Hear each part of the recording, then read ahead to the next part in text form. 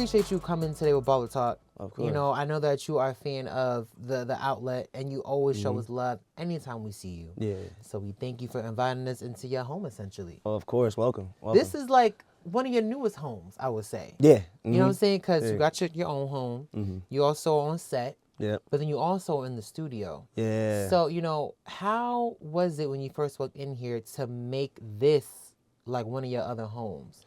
And how did you make it into a home? Yeah, you know, I always worked from my studio from inside my house, you know. Okay. I built the in-home studio. Oh, dope. And, you know, when I walked in here for the first time, I definitely immediately felt a vibe.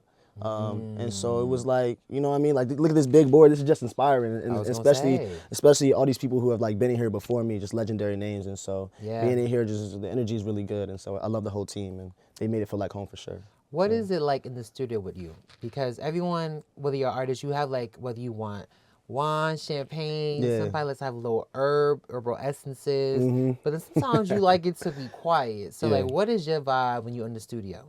Yeah, definitely some drinks. Definitely some drinks around. What drinks we having? Dark light? No, we usually go Reposado. Okay. Yeah, Casamigos, Reposado. Chases? Chases for sure, yeah. Okay. Just in case we have guests coming in. Okay. But for me, I like to keep it creative, and I like to keep it spontaneous. So in there, it's like a live room and stuff. There's like a drum setup and piano and everything. And so like, if I'm not feeling a loop or something or a beat that we're making, I'm like, yo, let's pause it. Yeah. And I go over to the piano and start playing on the keys and start, you know, making a whole new song. How did you find your production team? Because, you know, as an artist, especially when you want to do something and create, you got to have the right players. Kind of like being on a basketball team. Exactly. You know what I'm saying? Yeah. You got to have your point guard, you have your, you know, the whole starting five.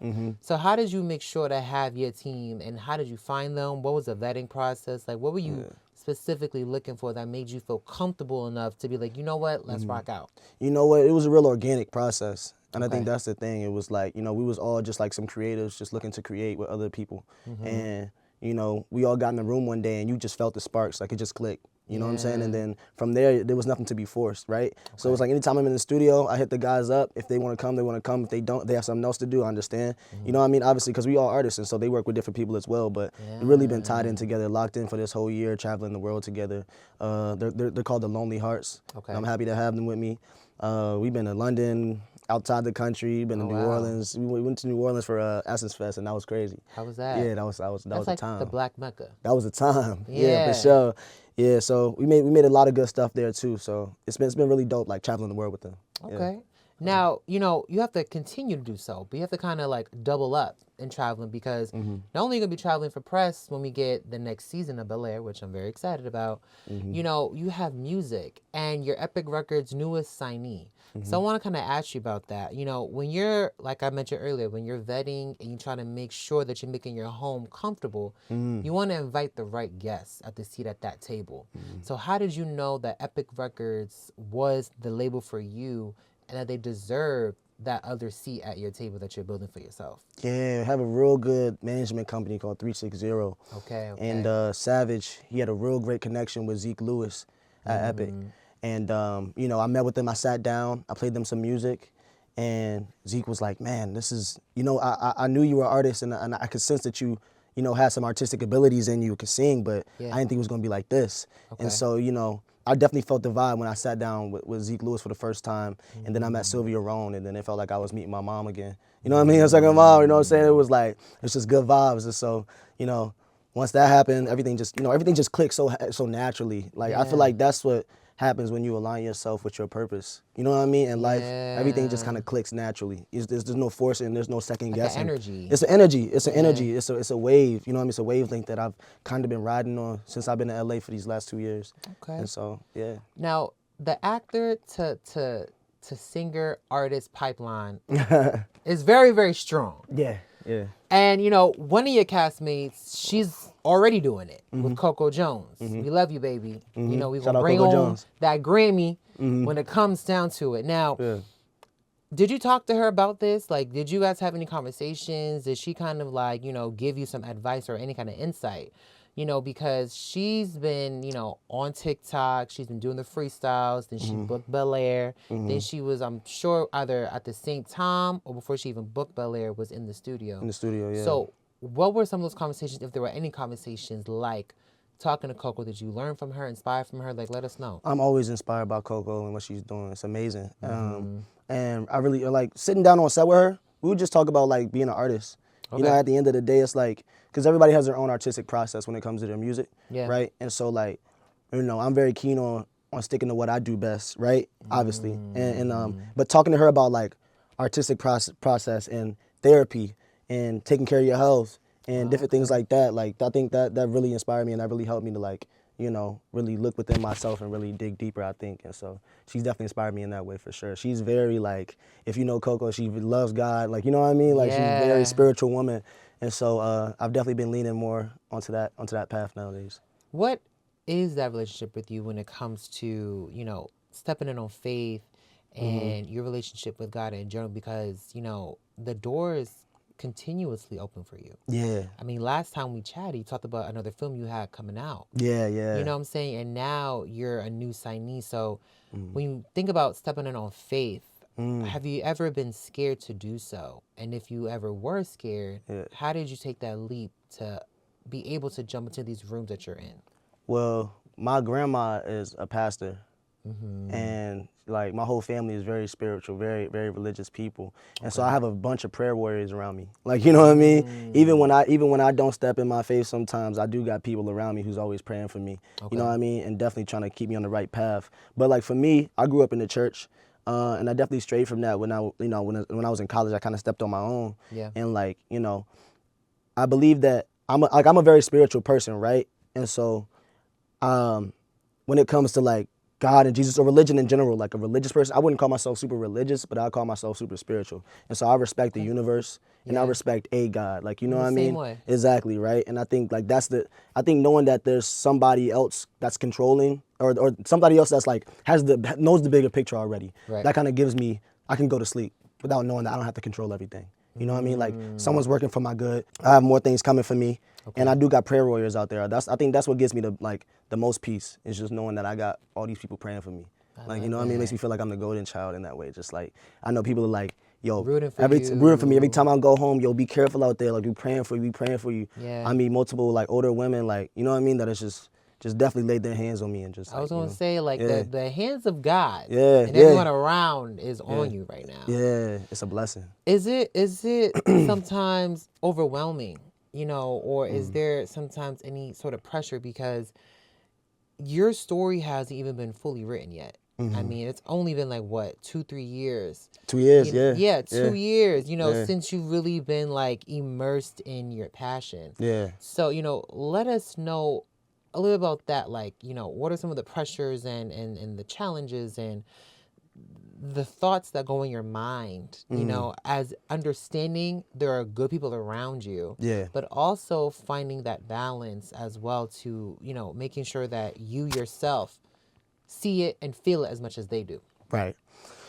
You know, it's hard some days. Some days are easier. I know I'm hitting with these questions today. Yeah, I know you're hitting them for real. No, some days are easier than others, and some days are harder than others. Like, you know, and through it all, I think I'm so blessed to have an outlet through music to just be able to, like, you know, pour out all my emotions. Like, I make all different types of music. Like, recently I've been making a lot of sad songs, and I don't know why. Like, well, I do. You know, I had a family member just passed that meant a lot to me. I'm sorry to hear And no, it's all good. But I appreciate that, man. And he was it's my uncle Nate.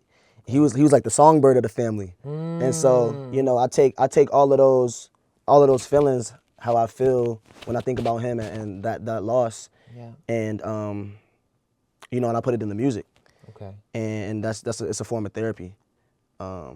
For me. To follow up on that as well with Uncle Nate, like what were some of those musical elements that you may have learned from Uncle Nate? Yeah. That, you know, you now tap into and you have it within your own music. Like he was just an innovative guy. Like, he played every instrument.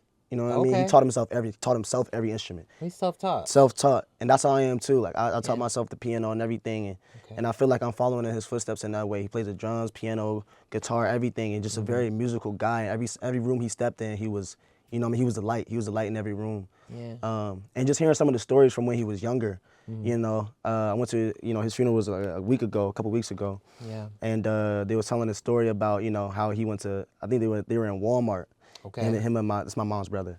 And and for some reason they couldn't find him. And everybody in the Walmart was outside and surrounded by him, and he was singing. Yeah. He was singing Michael Jackson. It was like his favorite artist at the time. And so, yeah, I just like hear about stories like that, and it just reminds me, like, yo, like, I feel like I definitely have people in my family who's like, even him, like, right now, just looking over me, you know what I mean? And just people who just inspire me. I love black people, how we love Walmart. Like, anytime I hear a good story, we're either in Walmart, in Target. Exactly. What are some of your favorite like stores to go to that every black person seems to find themselves in? For every, I mean, I go for nah, this is different. Okay. I'll go for a Trader Joe's. Oh, it's a generational thing. It's a generational thing, though. You see what I'm saying? Like, I feel like our generation know about Trader Joe's. Like, my mom, she grew up. She went to like Food Lion. Like, she grew up going to Food Lion, I heard of that or one. like just like any other, you know. I mean, you know, like we the had Boston Markets and stuff like that. Wegmans, you know what I'm saying? They love the Wegmans. I remember when the Wegmans got into town, people was going crazy. They was like, they got food, they got hot food at Wegmans. That was different. I remember, And so I like Trader Joe's a lot. Like, the Trader Joe's is cool. What'd you be getting from Trader Joe's? Because I'm trying to, like, you know, up my grocery list and putting things in there. Put you on game right. Put me on game right. I'm gonna just say, it's just this one. It's called pancake bread. Pancake bread. What's that? It tastes like a pancake, but it's a loaf of bread. It's very unhealthy food. I was gonna say just real just sweet. Very sweet bread, and it's fire. And you could just cut a loaf and just eat it. I could eat the whole thing, like one stack. Sometimes we go to pancake bread to the studio. So we got. Now you study so much. Mm-hmm. You study your craft very, very well. Like, I can tell through your scenes. I've literally watched you evolve from season 1 to season 2, and I know you're gonna continue to do so. But when it comes to music, you know, I can already hear a little bit of like just different elements in this record you have out right now, which make sure you go stream it. Who did you listen to and study in order to continue to perfect your musical craft and the musical ear that you're developing? Really the greats, you know. Growing up, you know, I felt like I just came from a musical household, so you know, my mom was always playing either Stevie Wonder, Marvin Gaye, Luther Vandross, right? Yeah. Those like obviously R&B titans. My dad was more eclectic with it, kind of. You know, he would play the Pink Floyds and the Beatles, you know, and so those types of Stevie Wonder, those types of chord changes, like, you know what I mean, like, and just understanding music and learning music theory, I think, like, definitely helped my ear, like, to choose like the different samples, even the samples that we choose, or you know what I mean, the notes that we play on the keyboard. I feel like those definitely were my influences early on, and I used to share a room with my brother, and he used to play the College Dropout. That was my first album I ever listened to all the way through. I ever listened to all the way through was College Dropout, and that was like, we wasn't supposed to make it past 25. Jokes on you. Like, that was my favorite song growing up in elementary school. Like, you know what I'm saying? Like, and I just turned 25. You know what I'm saying? And so I definitely feel that song now. But it's like that. Like, those were definitely my influences growing up. Was Kanye and everybody else that I was listening to from my parents. And then I got to middle school and I started listening to ASAP. You know what I mean? The ASAP Rockies. And, you know, I was definitely big on that wave, the Joey Badasses, some East Coast shit. And, you know, so those are definitely my influences for sure. Drake with the lyricism, like, it's just like, you know what I mean? Would you say that's like, because every artist I feel like has like their blueprint album. Like when they're having music block or when they're looking to be creative or find something, everyone typically goes to their one specific album. So what would you say is like your blueprint album that you always refer back to if you ever feel like you're lost in like this musical game? It's funny, like, I definitely say my blueprint album was Blonde by Frank Ocean. Regardless, I know I said all those other artists, but I definitely I definitely find like just solace just being able to just put that on at any point in time in my life, or no matter where I'm at. I could be at a party and throw my headphones on and throw on Blonde, and I just be in my own little vibe, like, you know. And so that's definitely like a good reset album for me whenever I need to reset. I like that reset album. I like that. You know, a record that I really love is your record you just put out, Something Else. Thank you. And what I like about it is very relatable. Like, if you really listen to the lyrics, you know, it sounds like the person is like you want to be chosen by this person. You know, no matter what, like, just reassure me. It sounds like it's a lot of reassurance. Exactly. I'm glad you got that. Yeah, you know, we yeah. got musical ears Yeah, sometimes yeah. too, you feel me? But I want to know this from you, know, what or whom inspired that record? You know, just all of them. I feel like, you know, as a young man out here in these streets, you know what I'm Come on, saying? these You know, streets. understand it. You know, I just understand how.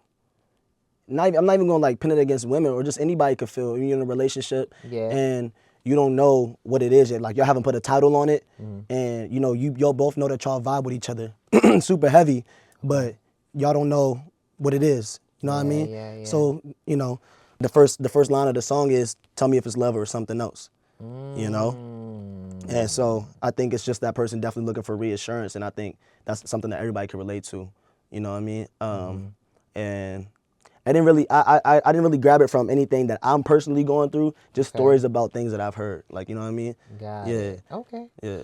As we continue to work on other records, will we see a more vulnerable side of Jabari so we can learn a little bit more about you? Like, what are some things that you would love for us to know? Yeah. The story will be told. The story will be told for sure. Like, I'm gonna tell my story, you know, in the most creative way I can. And yeah, that's what you can expect. Just expect the story, expect the experiences. You know what I mean? I feel like life is just about experiences, and the like key to music is just to be able to capture those, just a little moment. Like, you know what I mean? Is there one experience?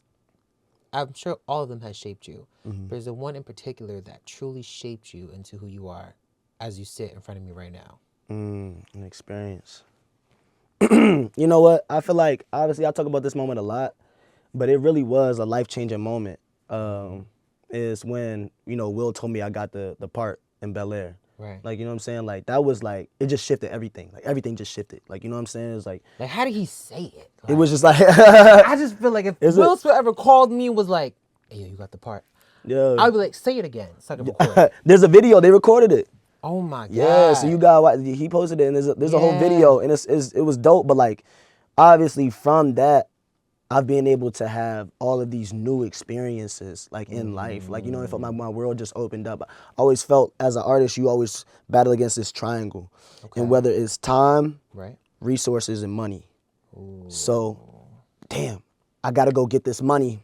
All right, cool. I don't got the time to do my art in the way I want to. Okay, cool. I got the money, but now I gotta go get these resources. Now I don't have the money.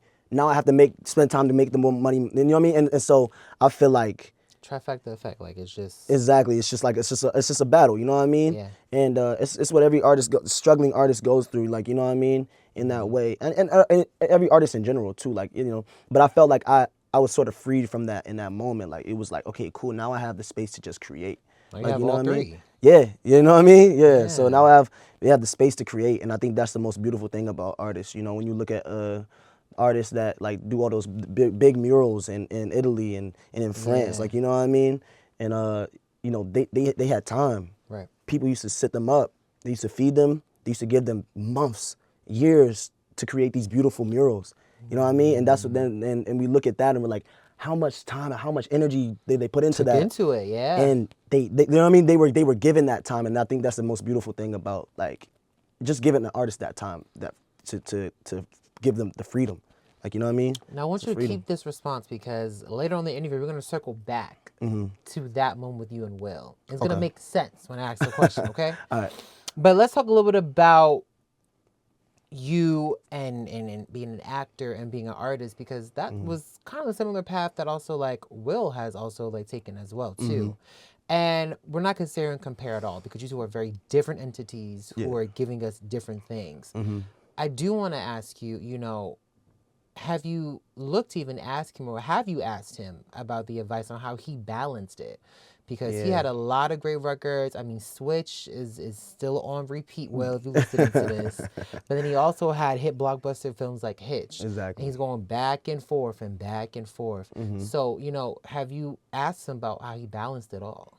I haven't quite had that conversation yet. Okay. I haven't quite had that conversation yet. But I do find it interesting, you know, in his time, you know, obviously as he still is, and a rapper and an actor as well. Yeah. You know, he used to have his songs at the end of the movies. You know what I'm saying? The credits, yeah. I'm like, we gotta bring that back. You know what I'm saying? Yeah. And so that's definitely one of my goals, is just to have, go do a big blockbuster film and let me score it. You know what I mean? Yeah. Maybe we can also have you score Bel-Air. Yeah, yo, that'd be sick. Have we had those conversations? I'm sure they've seen the news about you being in Epic Records. Yeah. So, like, are we having early conversations how we can incorporate that in the soundtrack? Conversations will be had. Okay. For sure. I'm ready to hear all of that. Yeah. Now, another question I have for you is this, like, when it comes to this album, and I know you're putting your soul in it. I mean, you got the time, you got the resources, and you got the money. Got the money. So all you have right now as well is that creative freedom. So what is that album going to sound like?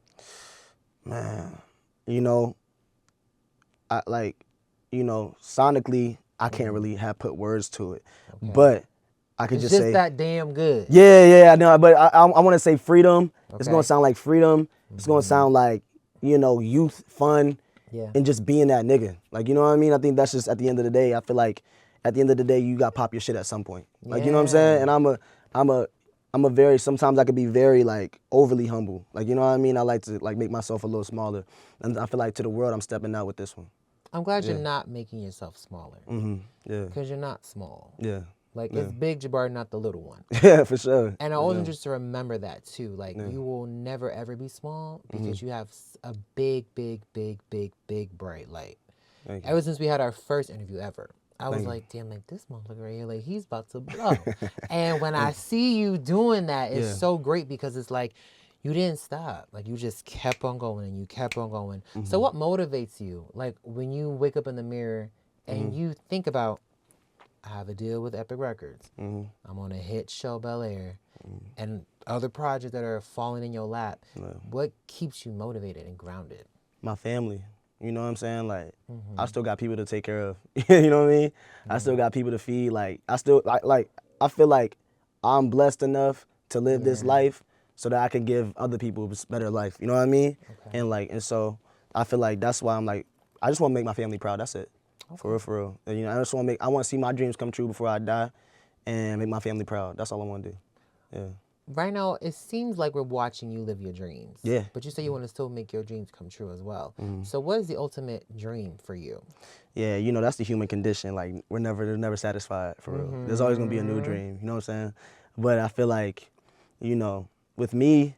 That's the Leo in you because you're a hard worker. That's the Leo in me. But with me, it's just like the dream is to be able to inspire on a global level. Like, you know what I mean? Global stage is, I feel like the blessing of being an artist is to have your story heard. Like, you know what I mean? Or to tell someone else's story, or, you know what I mean? Or to just to inspire people. And I feel like that's my goal, is just to make as much art as I can while I'm here. You know what I mean?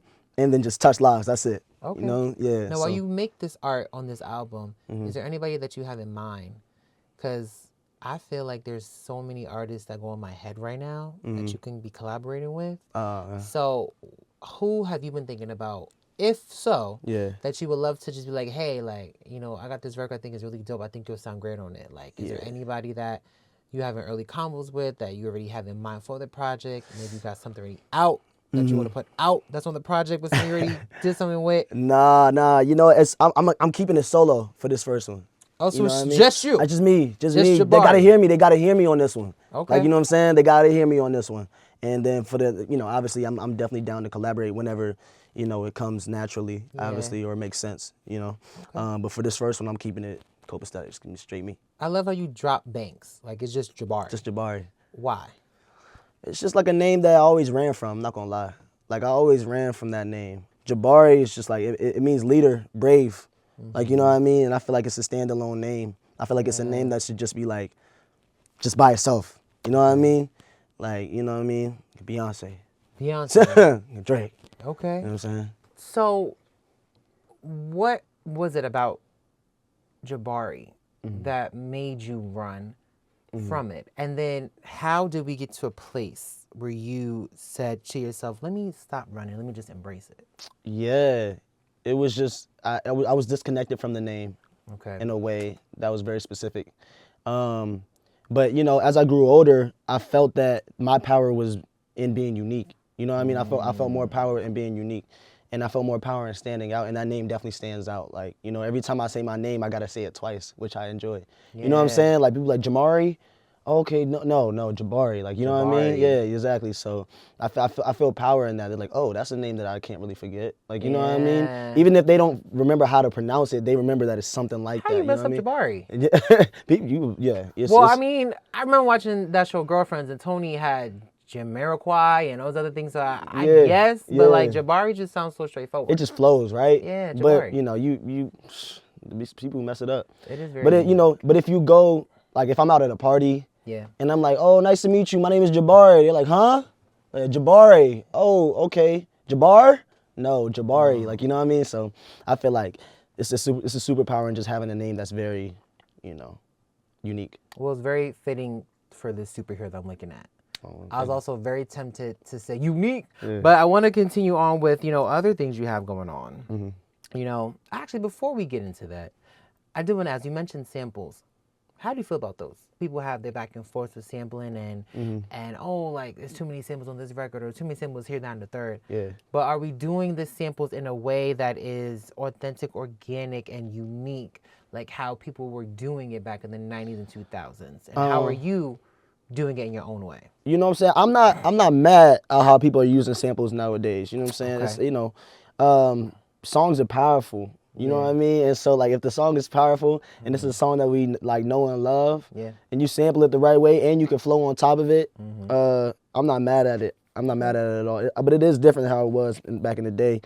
But I don't really use samples like that.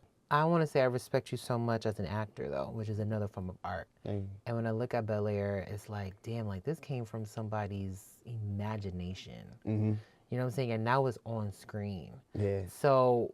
did you watch the original YouTube video? I did. I saw that. And what was your thoughts? I was like, yo, I'm down for it. Like, I wasn't mad. I'm a Bel-Air super fan, right? Okay. Or a Fresh Prince of Bel-Air super fan. Yeah. So I'm looking at it. You know, shout out Morgan Cooper, first of all. I'm looking at it, and I'm like, okay, I'm with that. I like the dark version of this. That's cool. And then 2 years later, I ended up getting an audition. I was like, oh, that's from the other, like, it was crazy. Like, you know, COVID was a wild time. It was wild. But I saw it over COVID, yeah. And, like, full circle moment at the same time, too. Yeah, exactly.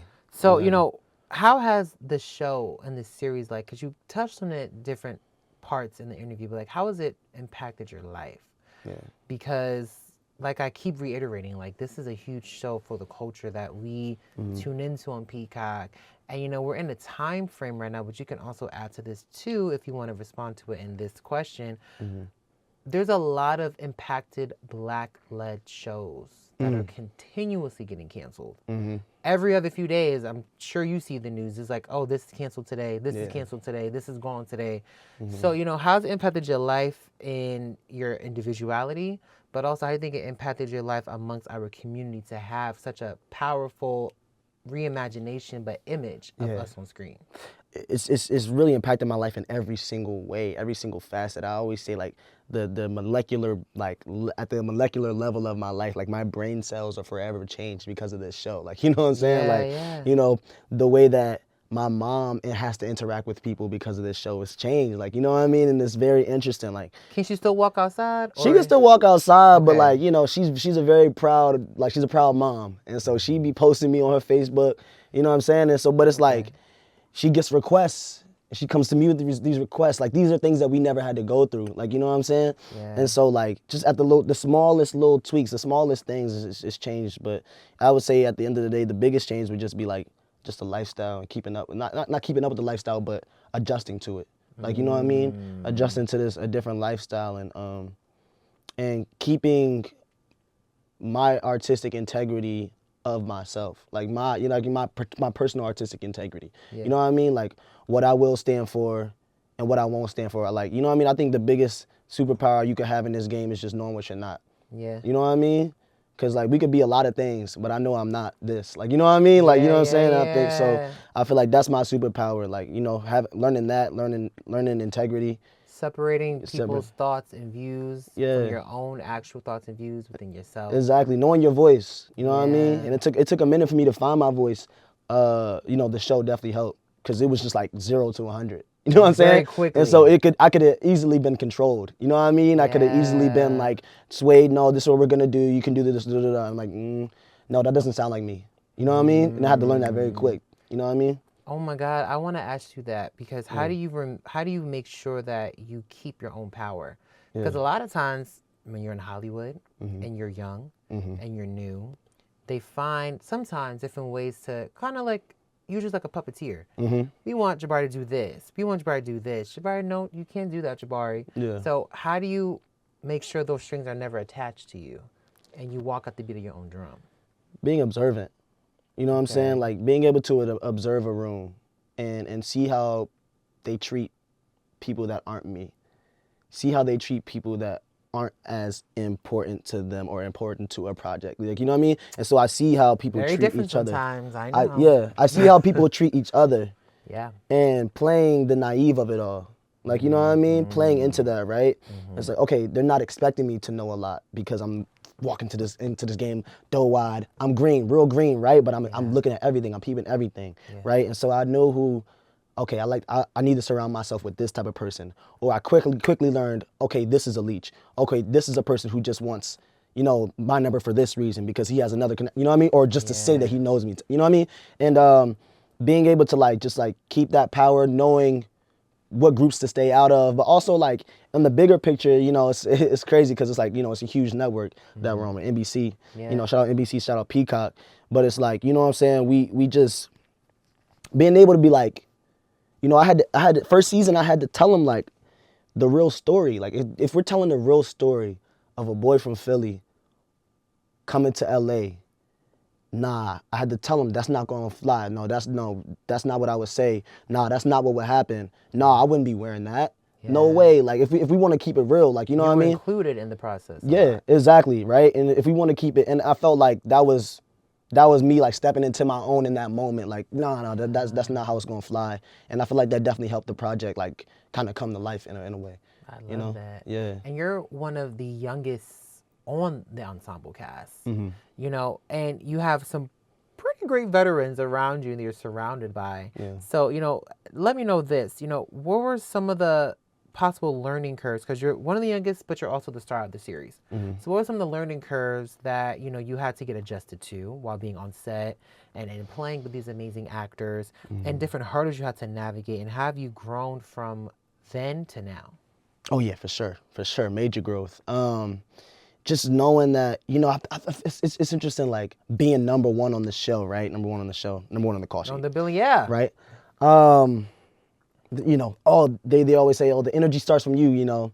All the energy. I had a lot of mentors when I first came in. You know, you gotta, you know, give them good energy when they come in because it all starts from you. It all trickles down, right? Yeah. And as I'm sitting there, I'm learning that like it does come from me, but like it's important for me to like see the bigger picture. Like, you know what I mean? Correct. See the bigger picture and understand that people have different lives. Like, you know what I'm saying? Yeah. Right. And so like understanding that, oh, why is the crew, everyone's kind of sluggish today? What's going on? Da-da-da-da. Like, obviously, like, you know, my job is to pick everybody up and if I can. Yeah, but like just understanding, I think like being a good leader is to be able to listen and understand perspective. Right. And so I think that's what I'm growing at. It's just like a leader. Well, I can see you doing a great job. Thank you. Yeah. Is there anything that you can share with us? I know that we just really got back outside after the actor strike. Yeah. But is there anything you could let us know that what we can possibly expect from season 3 of Bel-Air? You don't get me in trouble, man. I don't want to get too much trouble. Yeah. You get in trouble. I will say. Because y'all started filming already, right? Or no, we start filming soon in January. Okay, cool. So next month. You know, it takes place during summer. Okay. So no school. School's out. Okay. And just imagine. A lot more time to get into a lot of answers. Exactly. Just imagine LA in the summer. Ooh. And you're a teenager and everybody's outside. And there's a lot of antics to get into and a lot of trouble to get into. And so, you know, Will, you know, Carlton, you know what I mean? So it's like, it's going to be a lot of that stuff. Should be fun. Have you ever had like a really, like what was your summer like? Because you've been here for 2 years. Yeah. What is like a summer in LA? Because I'm not going to lie, I always end up leaving for the summertime and I go back home to New York City. But I want to give myself the time to do it this year. Yeah. So what are some things that I could probably get into that will make a poppin' LA summer? Poppin' LA summer. You know, I'm not an LA nigga, but like, you know, I would say like, hikes. I love hikes, but that's easy. fun. That's easy, though. I like hikes. Yeah, hikes are cool. Yeah. Go to the beach, obviously. Okay. I hate sand, but Yeah, I'm not even a sand person though. That's Yeah. but you know the beaches are there. So I'm thinking about starting a podcast Oh, you should. where we just walk up running and we just talk. You know, a camera crew, everybody just walking up running and we just talking about shit. Damn. You know, You and be hot? bring on different guests. Yeah, it's gonna be hot, but it's a good workout. You know what I mean? Yeah. Maybe I'll come. Yeah, exactly. I'll be like in the background. Yes. 'Cause when I want to take a break. Who was that guy sweating back there? Right. His knees. Hot as hell. That's funny. So, you know, you're not too active on social media, which, you know, people will be like, well, where is he? What's he up to? We only get to see a photo every 2 months. Yeah. We barely see a IG story. I know. You're not on Twitter, I don't think. If you are, you're not really on it like that. Yeah. So, you know, in this new digital age where everyone feels like you got to post, you got to be here, and you kind of do the opposite, you know, what would you say is like your relationship with the digital age and social media? Yeah. And what is your strategy when it comes to it? I like to post. I like to post when it makes sense and when it's like natural. Like, you know what I mean? I don't ever feel the pressure to post. I don't, you know what I mean?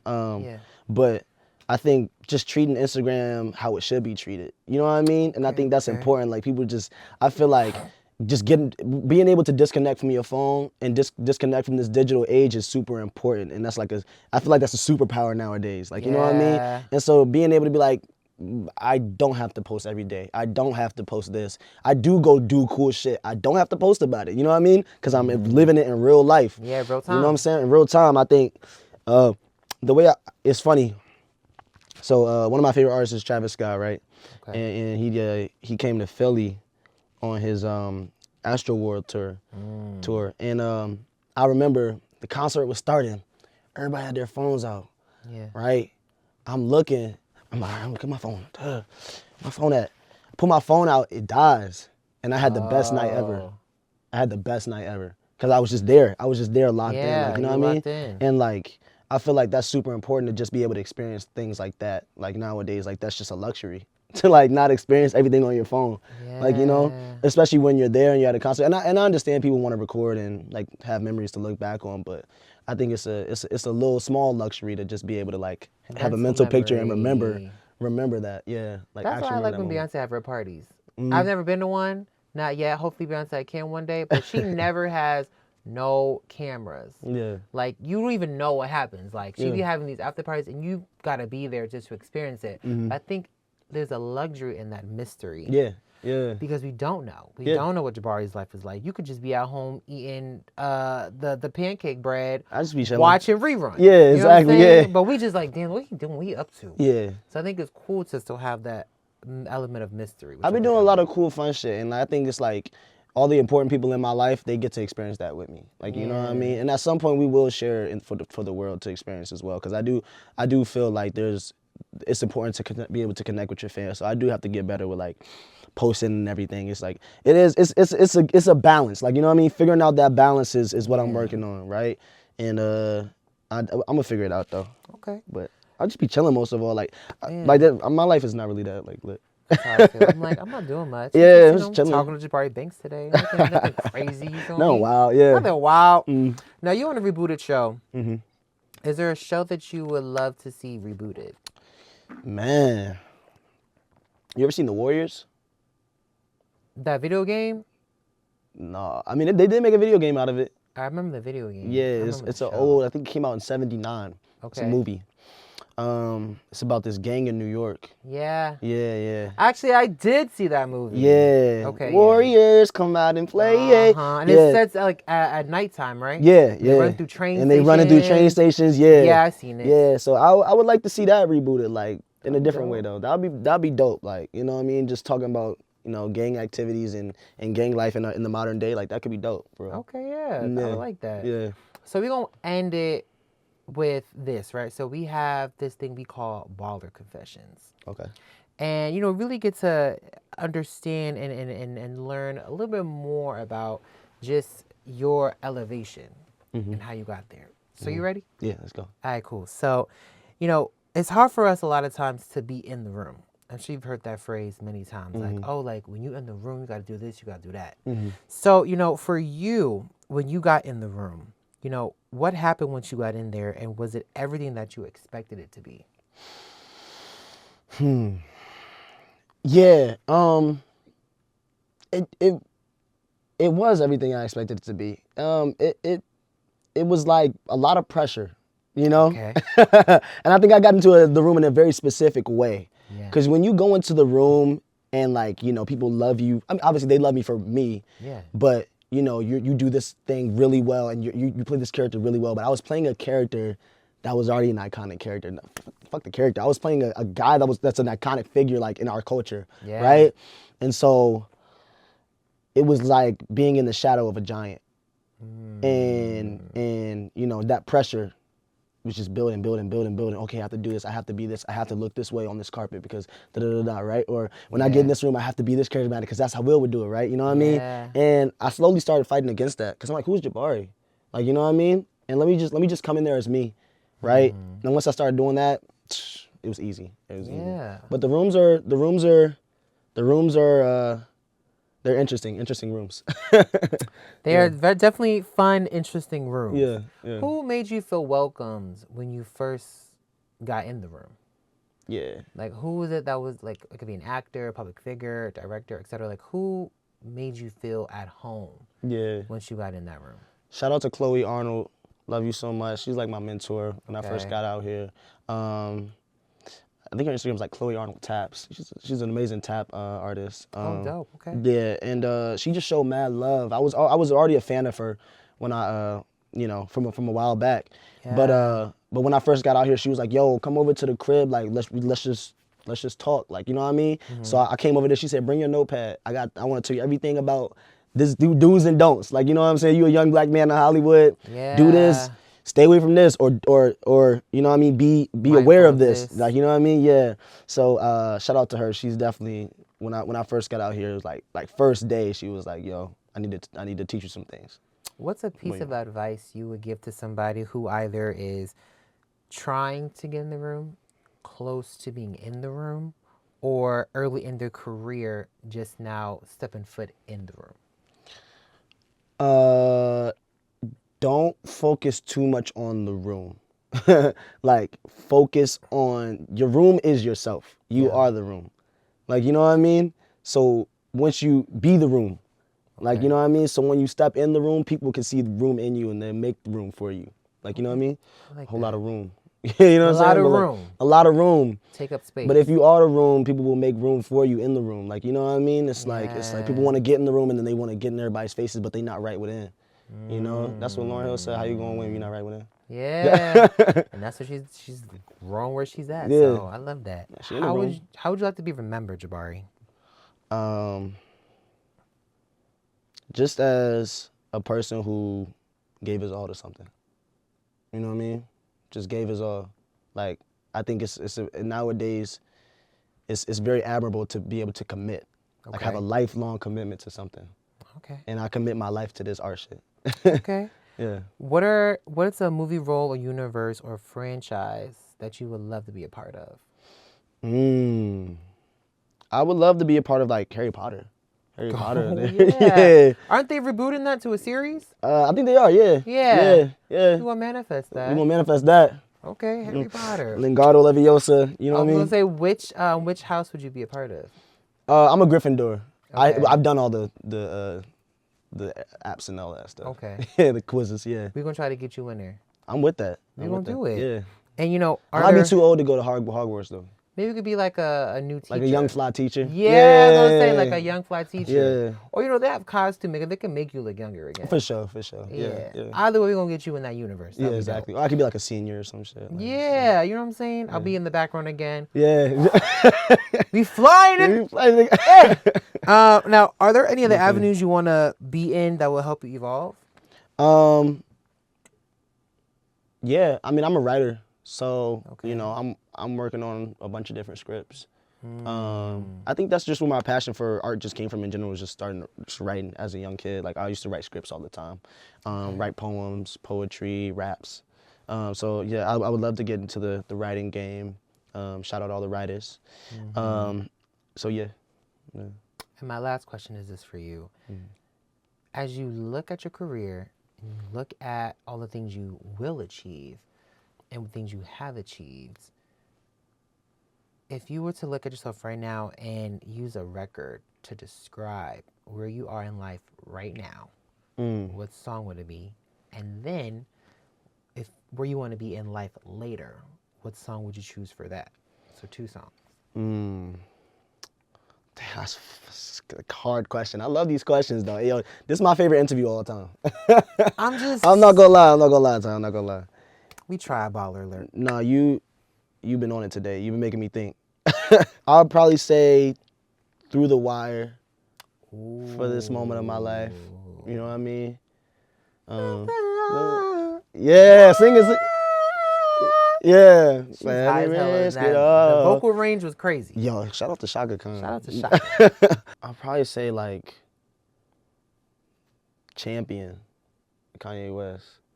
You know that song? I know that song. Did you realize that you were a champion in your eyes? Yeah. Okay. So, yes, I like that. did. When I packed it up and brought it back to the kids, you know. Come on. Yeah. So, I'm manifesting you and Kanye collab. I mean, the way that you love Kanye, I could only see it. No, yeah. No, he's definitely been a huge inspiration, production and everything. We gonna hope one day I just see it in the headlines. Kanye West produces Jabari's new album. That'd be crazy. That'd be crazy. Jabari, it is always great talking with you, man. Yeah. And I appreciate you for letting BallerAlert get a little bit of the sneak peek before we started the interview of some of the records. And I really want to let you know that you are doing an amazing job. You know what I'm saying? Like, these records are sonically great. The production, the quality. And, you know, I didn't even know you could sing like that. Yeah. Like, I've never even, like, heard you ever just, like, do a little note randomly. So to be able to sit here and indulge in that is great. How does it feel? I mean, you know, I'm sure you haven't really let anyone really get a little listen. So how did it feel to have a little small audience listen to you? Like, were you nervous? Did you like feel comfortable? Like, what was going through your mind? I love sharing my art. Like, I just love sharing my art. You know what I mean? And so I can't wait to do it on just a bigger platform. Okay. Get it out there. So, you know, Spotify, Apple Music, you know, Amazon, everything. You know, I can't wait for everybody to just listen to it, you know? Okay. Because as an artist, I just need to get that shit off my chest. You know what I mean? saying, I heard you. Yeah. It was really, really good. Thank you. I feel like there's certain songs that, like, when people hear this in person, when it's live, it's going to be a vibe, dog. Yeah. So you got to be proud of yourself. Thank you, man. I appreciate you. But I do want you to share this. So we got it. So we got it. We got the pancake bread. We got it. Now, I've never had pancake bread, but it do look like a loaf. It's a whole loaf. It looks different than what I thought. I thought it was like a big-ass slab of pancake. Shout out to BallerAlert for coming through the studio. I mean, hey, listen. So I had to bless y'all with my, you know. We appreciate with gifts, the Jabari delicacies. Here you go. At least that's what Ty Cole appreciates. Exactly. Shout out my man Ty. But if you want to zoom in, this is the pancake bread. That's the pancake As you can see, bread. Has a nice little soft crust, a layer on top of it. Right. You know what I mean? Shout out to Trader Joe's. Do these really just be for you, or you be sharing it? Oh, I'll be sharing. If I eat this whole thing, I look crazy. You are better than me. I am not sharing. I am taking that home. Maybe I'll give him like a little crumb. That's crazy, right? A little crumb. A little crumb is wild. A little crumb is wild. But yeah, right. But you could like eat it with your hands. You know, it's bread. So. Okay. All right, cheers, man. All right, cheers. We want cheers to. Cheers to pancake bread. Cheers to pancake bread and Trader Joe's. Yeah, cheers to winning. All right, let me see. Yeah. No, I'm not gonna lie. Yeah. No, I'm not gonna lie. Yeah. Nah, this is a vibe. Yeah. It's just sweet. You could just, you know, throw it. You just randomly got this one. Let me just try this out, or like. Yeah. Just randomly got. I was like, this shit crack. Nah, this is like crack. This is like crack in the 80s. This is really good. Exactly. But y'all make sure y'all keep tapping in with the homie Jabari, man. The music is coming. Bel-Air season 3 is coming. This man is going to be in even more rooms.